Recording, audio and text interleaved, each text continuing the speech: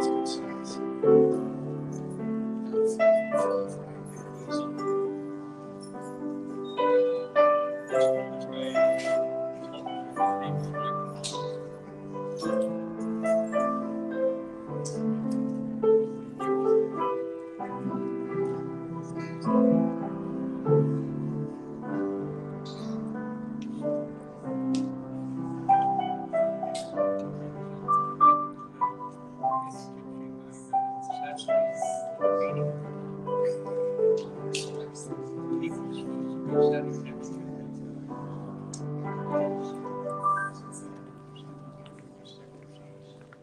good morning, everyone, and happy Mother's Day. I am Stevie Lang, and I want to welcome each and every one of you to Unity Center of Des Moines. Whether you're here in person or joining us online, know that Unity is a diverse community that is committed to living a positive spiritual path. We welcome you just as you are and recognize that each person is on their own unique spiritual journey.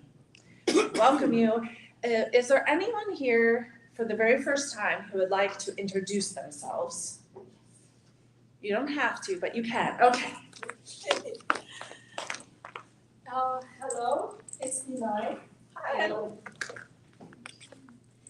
And I just moved here and just want to say hello to everyone. Welcome. Yay. I come here from Turkey, and it's I'm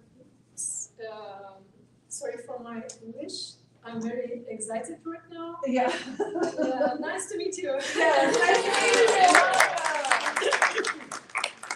you. We're so glad to have you. Welcome to the community and welcome to this room. If you didn't notice, as you came in, there's a little packet that says Unity, and there's a little form if you want to get on our email list or have anything to say about today. There's also free hug buttons, so you're free to take those if you want. Otherwise, you can read more about us at our website, unitydesmoines.com, and also the Unity movement at unity.org. All right, let's begin with song. We're going to have a lot of interactive songs today, hopefully some familiar tunes. We love it when you sing along.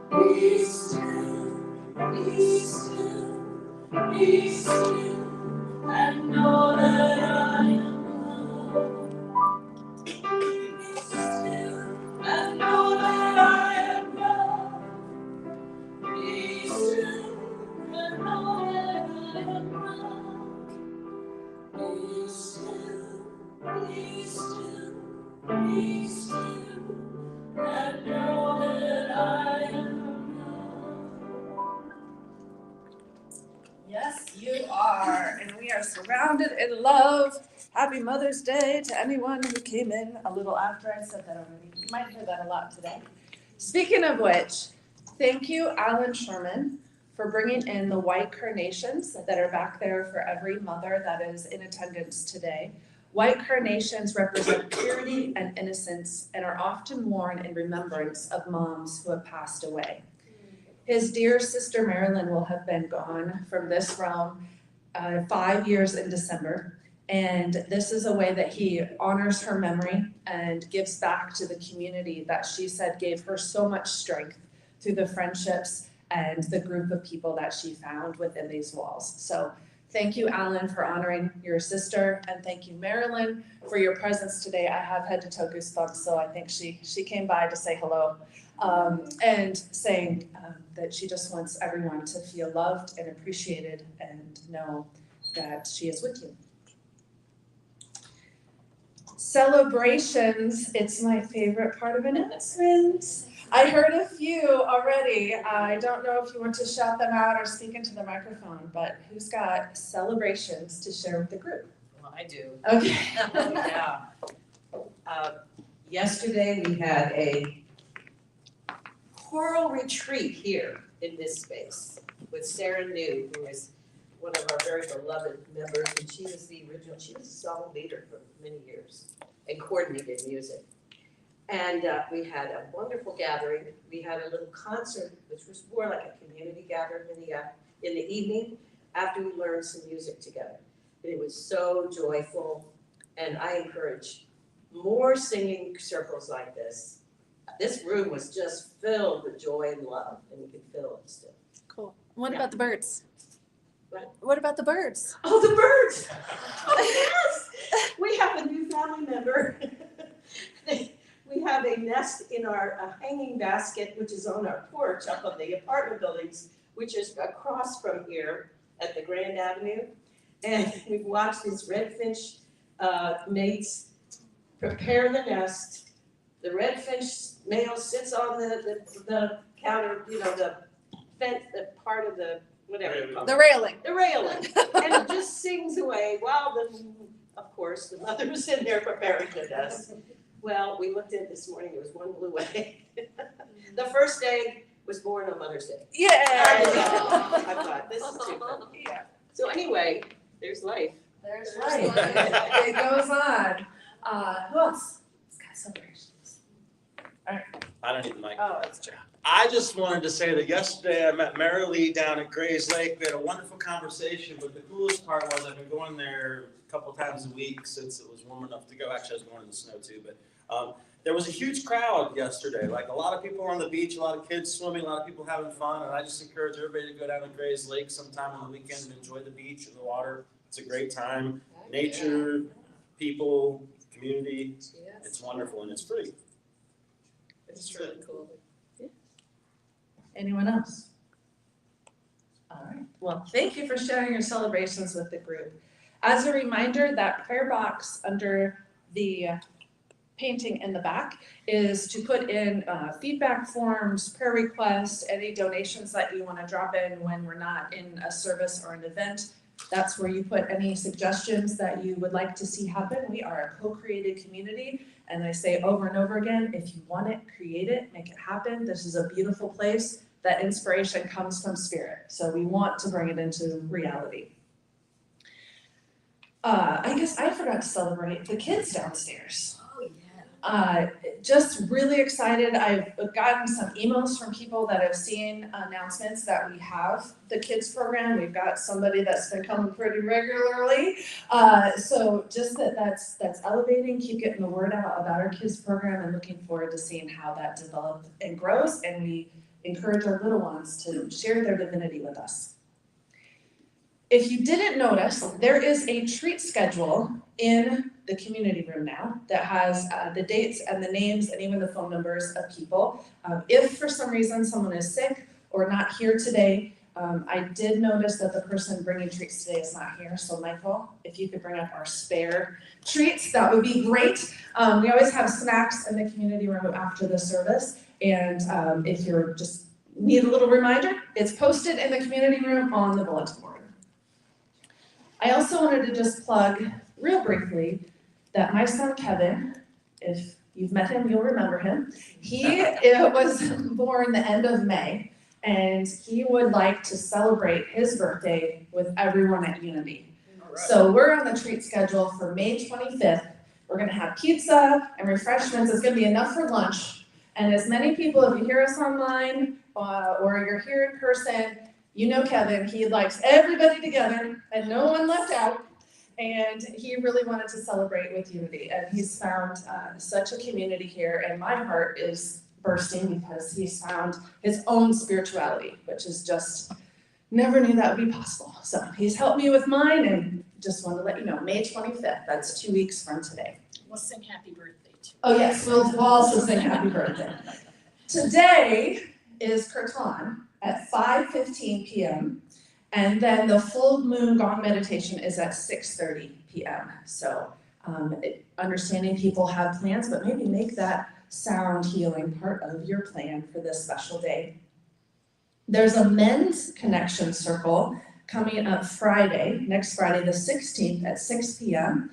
And this is another celebration I forgot to mention. I want to give a shout out to the men in this community that have shown up, especially the ones that helped get the fair together, and just in general, having that masculine presence that can just hold space and help do things. It allows me to be more feminine, it allows other women here to be more feminine, and we just want to give a shout out to the men and support them. Men's Connection Circle. Yeah, we can give a round of applause for the men that help hold space for us. This circle is run by Abraham Lamarck, and I just personally want to attest to, it's not, if you've been to other men's circles, this is not like that. It's special. Just give it a shot. And then Saturday, the following day, that is a huge day. This entire building is going to be full of events. In the lower level, there is going to be a clothing swap fundraiser with Olive O'Connell. Half of the proceeds are going to go to Unity, and half of the proceeds are going to go to Sober Living House. And it's all about releasing the things that you don't love anymore and then taking some things that you will love from someone else. So clothing swap in the lower level. The details are on our calendar on unitydesmoines.com. And then in the sanctuary, there is going to be the Kids Sound Circle. So if you have kids, we'll learn about that. I've heard that's an amazing time of them playing instruments. And then a Women's Creative Circle is following that. So that's next Saturday. Are there any other announcements that you either didn't know or forgot? That happens sometimes. Okay, all right, we're covered. You can check our calendar at unitydesmoines.com for our regular events and our newsletter. If you're not on the newsletter already and want to be, again, fill out one of those pieces of paper, drop it in the box, and I'll get you added. Let's do our statement of faith. It will be up on the screen. Let's say it all together. There is only one power active in my life and in the universe, the divine source of all life and love. Next, the unity affirmation. And as we say this, if we could really allow ourselves to feel the oneness that connects us all. The unity of Des Moines is a radiating center of a divine light, mighty to attract its good and to radiate good to others. And with that spirit of oneness, there's a list of people to keep in our prayers and send extra love to this week. If it feels right to you, I invite you to uncross your arms and your legs. Really sink into your chair and feel the support of the earth underneath you. To feel the divine around you and within you. And imagine these people being surrounded in white healing light. Raima, Janine, Lindsay, Denise, Karen, Katie, Steve, Rob, Jenny, Marty, Matt, Michael, Brittany, Jerry, Jessica, Alexander, Michelle, Marilee, Eric, Jeannie, Angie, Devin, Jody, Sarah and family, Holly, Jeanette Marie, Paul and Phyllis, Christina, Seal, and people with struggles we know nothing about.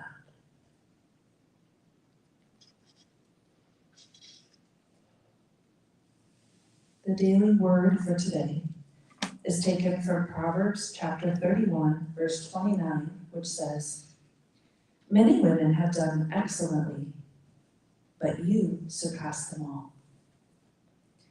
Love is a life-giving force, a tremendous power that binds all people in God. It is through this love we are all members of one family. A mother and all those who selflessly share motherly love give warmth and depth to the free-flowing love of God. There is something so pure, so warm, and comforting about a mother's love. This is the love that encourages me when I doubt myself, that accepts me when the world feels cold, and that celebrates my success and helps me shine. No matter how mother's love comes into my life, I recognize and give thanks for its divine source. As the motherly love I have felt throughout my life has blessed me, I pray that those who have loved me so tenderly and fiercely know the love of God as they have shared it so generously. The affirmation that goes along with this, I'll say it once, and then if we can all say it together, is this. The tenderness of mother's love shows me the presence of God on earth.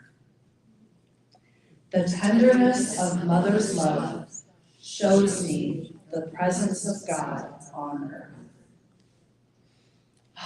All right, let's do another song, and this one is, this one.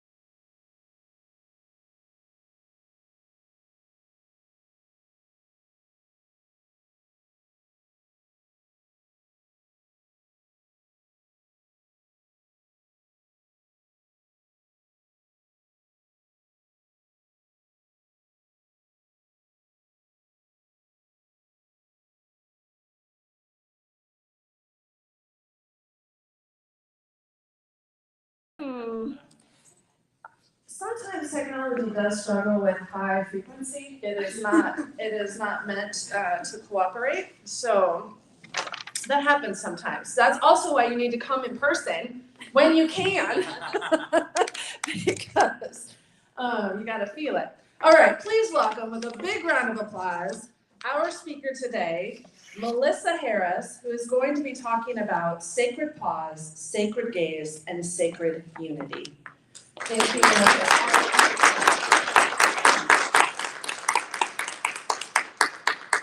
Set up the special special mic because I'm not loud enough without it, so. And we're doing something a little different today because we like to mix it up on you. Oh, of course. And we'll put it right here. And we'll move this down. And we'll move this like this. And then if you can sneak into Can it. everybody hear me? And maybe is it move loud this way enough? Just a little bit. Yeah, there you go. Are we good? All right, good morning. Happy Mother's Day to everyone. Celebrating mothers, mourning mothers, loving mothers, to everyone here with us today. A couple of weeks ago, I attended a retreat with Neil Douglas Klotz, and I've spoken about him here and shared some of his books. He translates Jesus' words from Aramaic directly into English. There we go. So this retreat, he came to Iowa, and this retreat was a mix of dances and meditation and discussions. And on the last evening of the retreat, he brought another man up with him named Brother Joe to lead the discussion with us. And Brother Joe is a Dominican friar. Oh, yeah, there. Who is the founder and director of the Shem Center in Chicago. And if you remember when I was talking about the Aramaic translations, Shem means a sacred vibration. So Brother Joe talked about several things, but two of the concepts that he talked about were sacred pause and sacred gaze. And I had taken dozens and dozens of notes through the weekend, but for whatever reason, when he started speaking, I just wrote down those two terms, set my pen down, and I just wanted to sit and listen. And, excuse me, so I've since then kind of contemplated over the last couple of weeks and done a little bit of research to look into those two concepts. And sacred pause is kind of that moment when you stop and just breathe in the moment. And you might do it intentionally, or it might just happen. And in that moment, the space in you kind of fills up with awareness. And that awareness feels and sees and recognizes and remembers who you are. Enough so that it takes you out of whatever rush or chaos or struggle or just thought stream that might be kind of carrying you off in a different direction. It could be a mystical moment where you transcend this plane, but it also could be a moment where you're just in pure awareness in this plane. So you haven't left, you haven't escaped, you're here and fully aware on this earth with everyone that's in your presence of what's right in front of you and fully connected to that.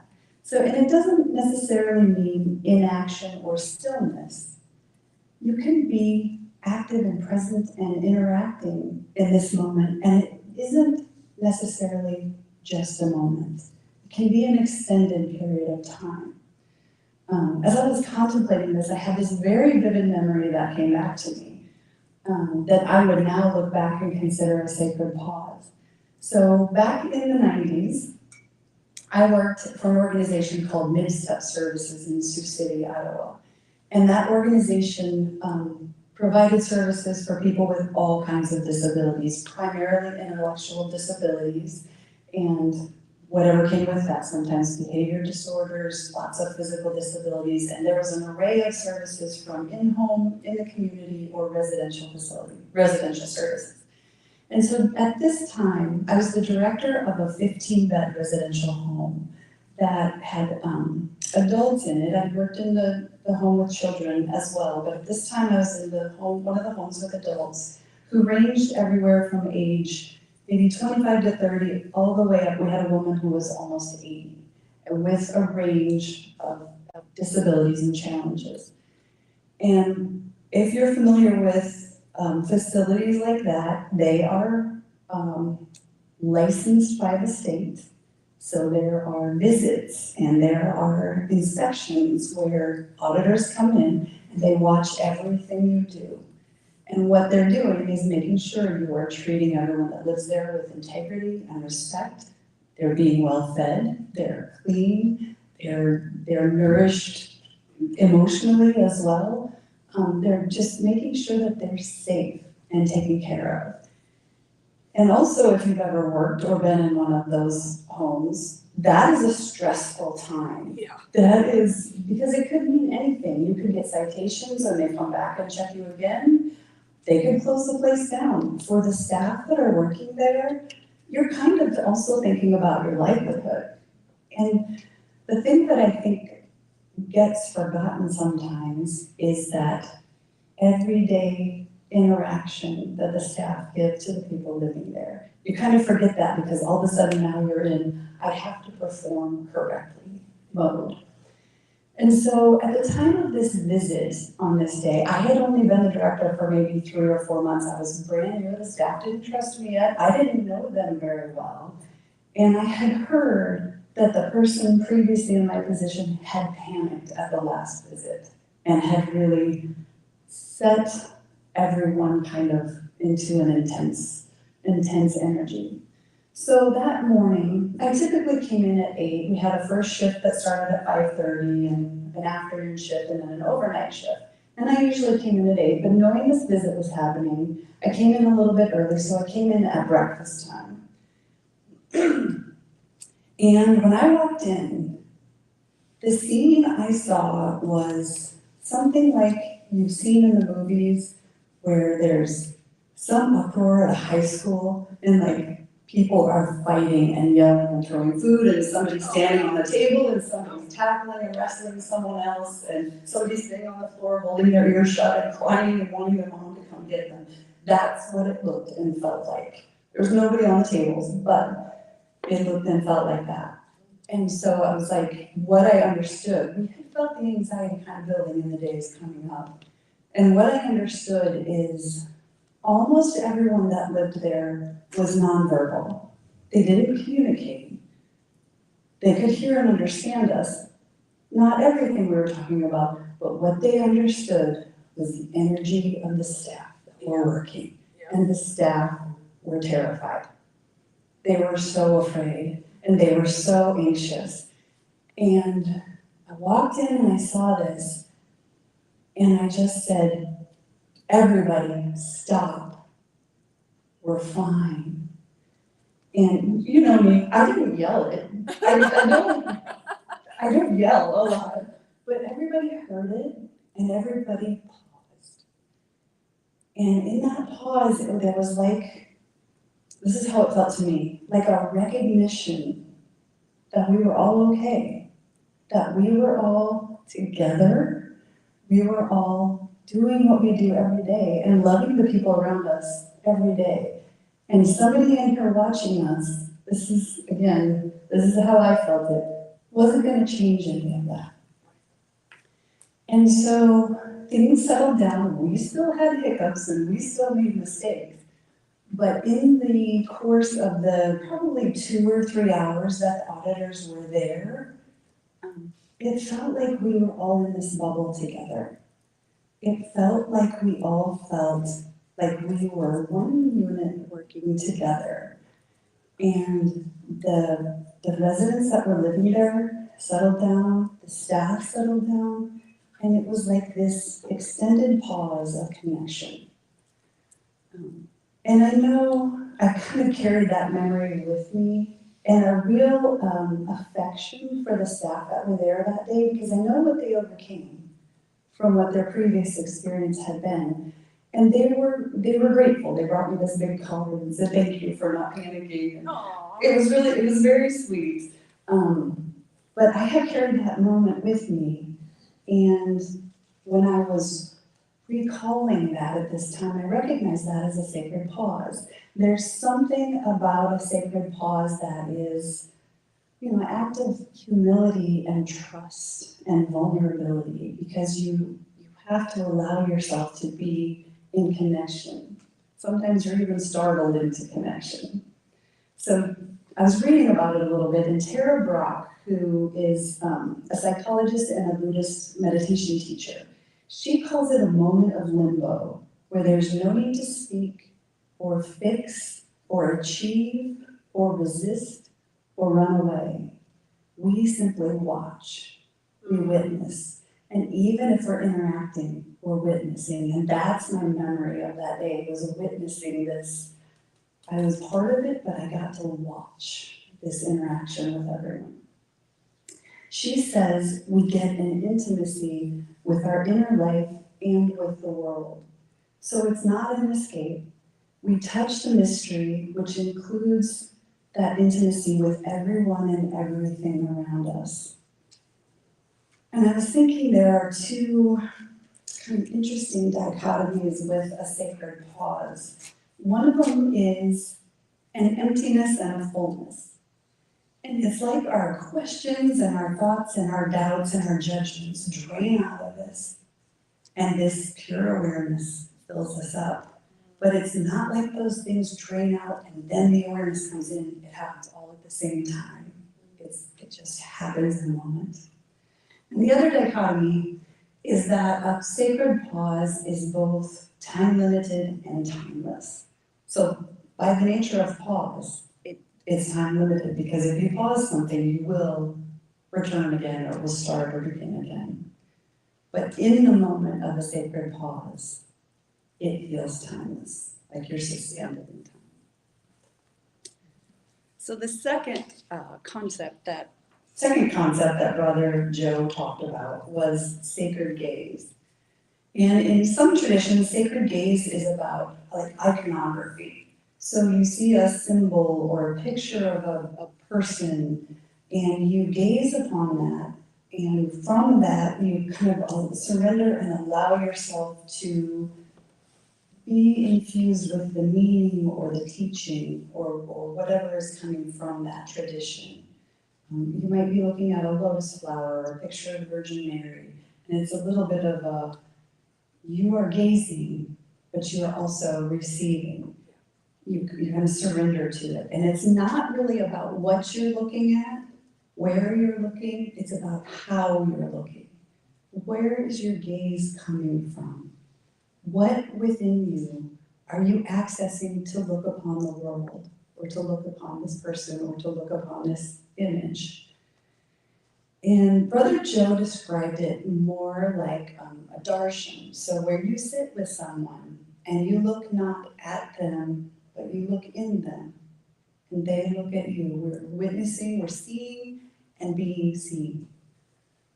Excuse me. And I've done this at spiritual retreats before, and it's a pretty powerful connecting, experience. We just did it here in the song. But when I've done it before, I've put my attention on that person.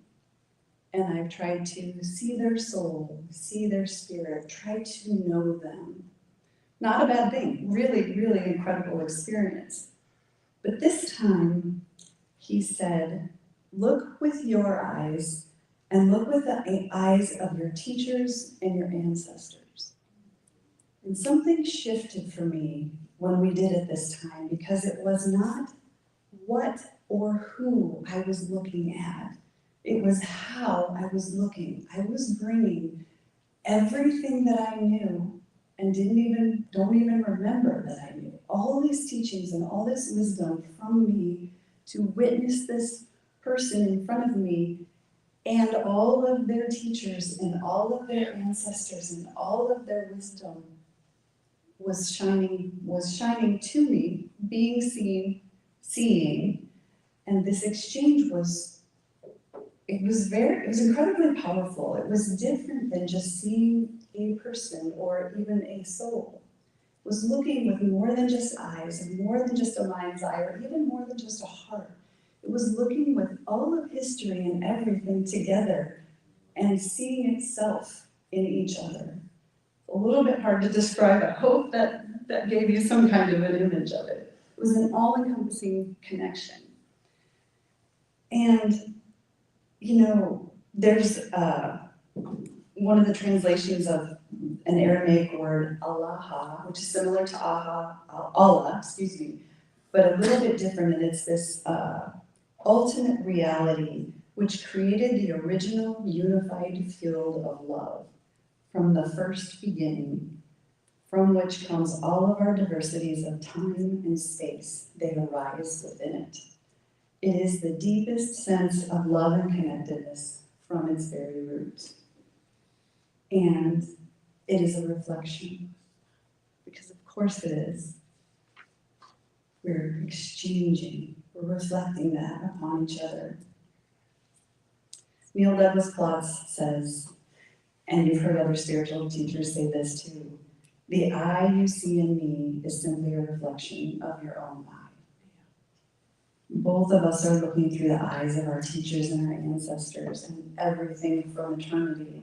And this reflection is always traveling from and returning to the source of being. So later that same evening, we got up to dance, and there were about 80 of us at this retreat, and we got in concentric circles, so a smaller inner circle and a larger outer circle. And we're dancing, and I'm looking around, and so, I'm gonna back up a minute. I've had these experiences since my dad died 6 years ago and since my mom died last year, where I see them in people. Now, and it's not a physical resemblance, or I'll see it in the mirror. There were some times I would look in the mirror after my dad died and I would see his eyes. And it wasn't that my eyes looked like my dad's eyes, which they do. It was that I saw him. And that has happened just periodically, randomly, over the past few years. And that night at the retreat, we're in a circle, we're all dancing together, and I'm looking around the room, and everyone I see is my parents. Everyone I see is those ancestors that are kind of the immediate ancestors that are looking at me, and I'm seeing them, and I can't really describe other than it was just this pure love and connectedness and witness to all that we are. My sacred gaze met these gazes that were every teacher they ever had, every ancestor they ever had, and mine all in one. So the third part of my title is Sacred Unity, and this, to me, it's kind of a funny way that it came about. So Brother Joe is talking at the retreat, and he has presented sacred pause and sacred gaze. And a woman raises her hand and says, "What's the third thing?" And Brother Joe's kind of like, "What?" She's like, "Well, it feels like there needs to be a third thing." And we were all kind of joking and teasing, because most of us were raised in the Catholic tradition, so we're like, well, we need a Trinity. Yeah. You know, so we're like, Father, Son, Holy Spirit, sacred pause, sacred gaze, what? And so Brother Joe kind of thought for a minute, he shrugged and he said, sacred unity. And there was a pause where we all kind of like digested it for a minute, and then this like, oh, like everybody kind of got that. And I remember thinking, and I've thought about this over the course of a couple of weeks since then, that, you know, from the Aramaic traditions, we have Father, and our Father is like Source, the one, Son, the creation, and Holy Spirit, the breath that fills the universe. And so I had this same kind of idea with sacred pause, this pause that brings us to the one, this gaze that is this almost a creation of this unity and this breath that fills all of us. So if you're looking for a new Trinity, sacred pause, sacred gaze, sacred unity. All as one, the creation from within that flows on the breath and whose vibration interpenetrates all. So let's share a meditation. Sit back in your seats, get comfortable, settle in. Close your eyes if you'd like, or find a soft gaze point in front of you. Take a full, long, deep breath in. Hold it for a moment, and then just relax and let it out.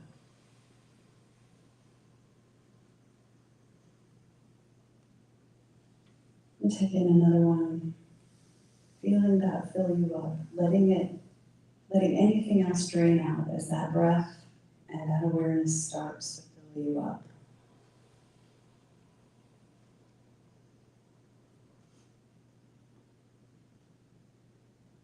And one more deep breath in together, knowing that we're all in that breath. Everything about us is connected. And releasing it out.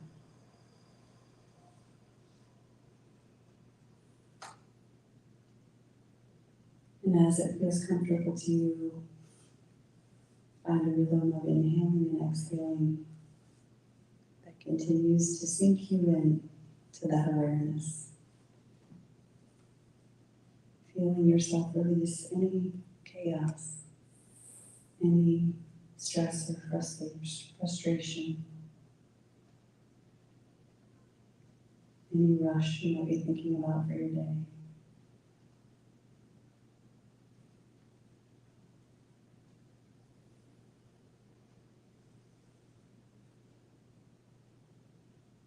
All of us as one.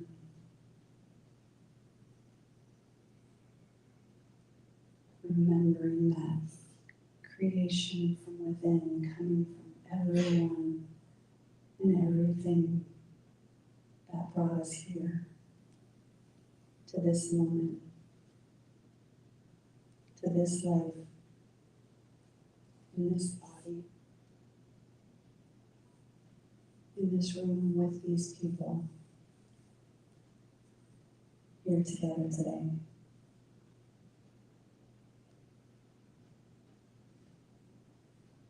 A connection and that love flowing on the breath.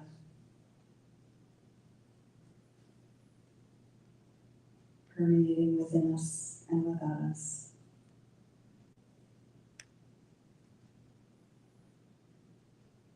Interpenetrating all.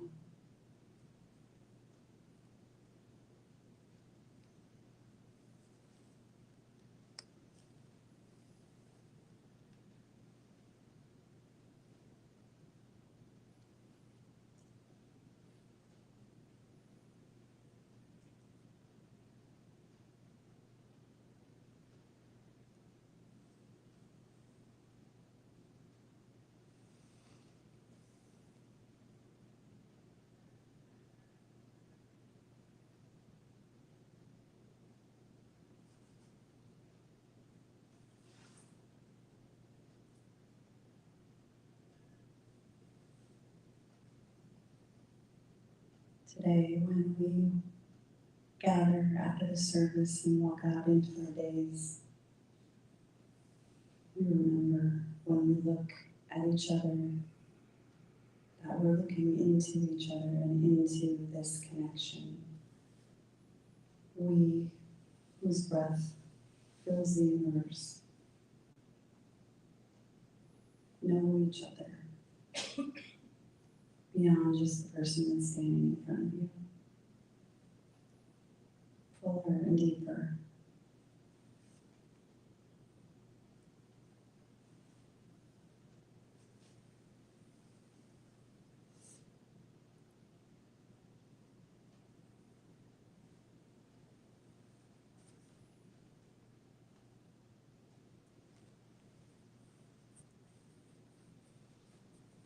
And slowly bring your attention back to the room that we're in, and the sound of my voice. Start to move your body a little bit. Recognize where you're sitting right now. Take one more deep inhale together. Release it, and when you're ready, open your eyes.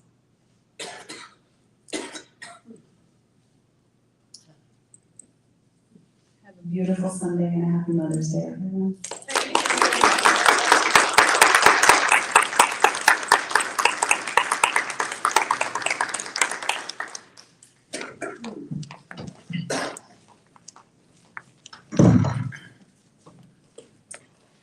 I remember when I first started meditating and I felt like I couldn't do it because of all the chatter in my head.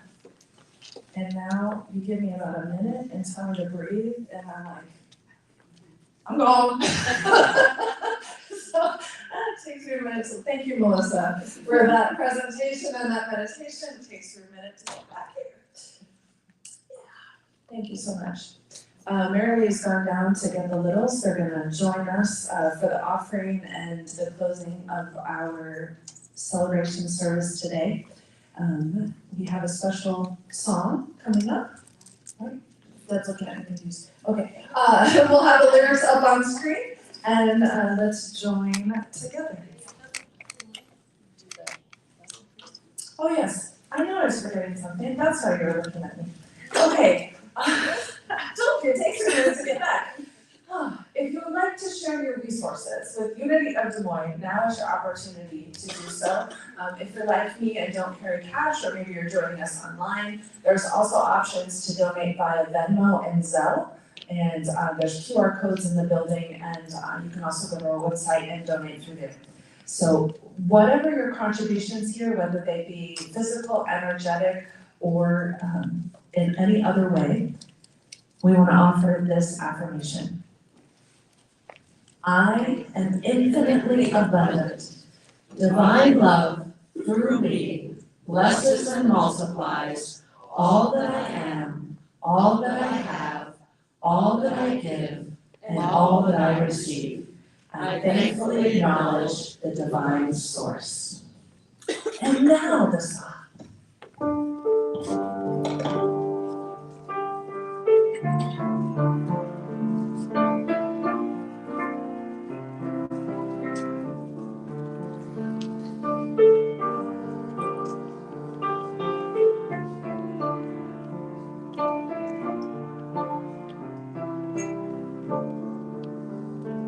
Ancient Mother, I hear you calling. Ancient Mother, I hear your song. Ancient Mother, I hear your laughter.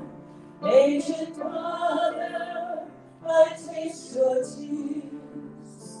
Ancient Mother, I hear you calling. Ancient Mother, I hear your song. Ancient Mother, I hear your laughter. Ancient Mother, I taste your tears. Ancient Mother, I hear you calling. Ancient Mother, I hear your song. Ancient Mother, I hear your laughter. Ancient Mother, I taste your tears.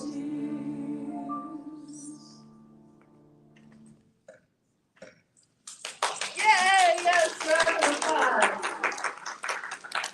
Oh, and there are carnations in the back, again brought by Alan Sherman in honor of his beloved sister Marilyn, who I definitely felt her presence with us today. So thank you, Marilyn, for your love and support from the other side. I'd like to dedicate this offering to do the work of spirit and truth through the people of Unity of Des Moines, and we are grateful. Thank you. All right. I'd like to invite everyone now to stand up, and Deb is going to lead us through the universal greeting of peace. I like to do this looking at someone else, and she's going to follow or guide us through the hand motions and the words. I offer you peace. I offer you peace. I offer you love. I offer you love. I offer you friendship. I offer you friendship. I see your beauty. I see your beauty. I hear your needs. I hear your needs. I feel your feelings. I feel your feelings. My wisdom flows from the higher source, My wisdom flows from the higher source. and I salute that source in you. And I salute that source in you. Let us work together for unity and love. Let us work together for unity and love. Thank you, Deb. All right, and now let's make a great big circle around the room. And we usually join hands. If you don't want to join hands, that is okay. You can just put your hands over your heart, and we'll sing the closing song together.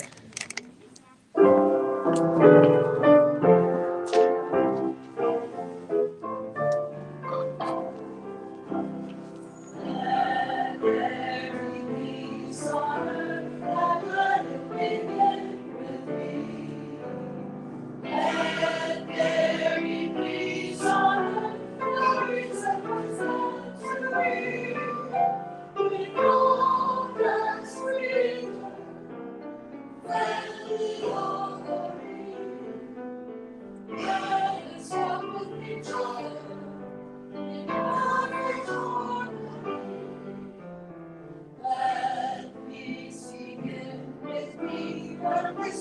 are warm and brown.